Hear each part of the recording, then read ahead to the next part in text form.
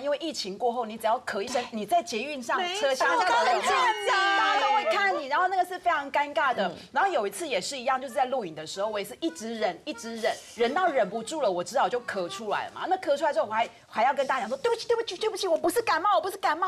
我只是喉咙很痒而已。然后有时候你就是在讲事情的时候讲，你会突然间有点沙哑起来了，然后会有点像老痰啦、酒嗓啦、烟嗓那种声音出来，就觉得说天哪，怎么会这样子？应该这样讲，就是秋天的部分，它是气候干燥，也就是我们造血的那个挡道的一个状况。那对我们来说，就是以肺部的部分去做一个受伤，肺部就很像我们的呼吸系统的一个概念。那一旦就是呼吸系统受损，敏感性的那种过敏咳的状况就会出现，我们喉咙会有一些干痒的状况，会有一些干咳的一个情形表现。因为中医说肺主表皮，然后主气。那对于这个情形，除了皮肤会影响到，甚至是呼吸系统影响到肠胃系统，甚至会有一些便秘卡、排便不顺的一个问题可能会出现哦。是联动的。对，这个情形是会有相关性的哦。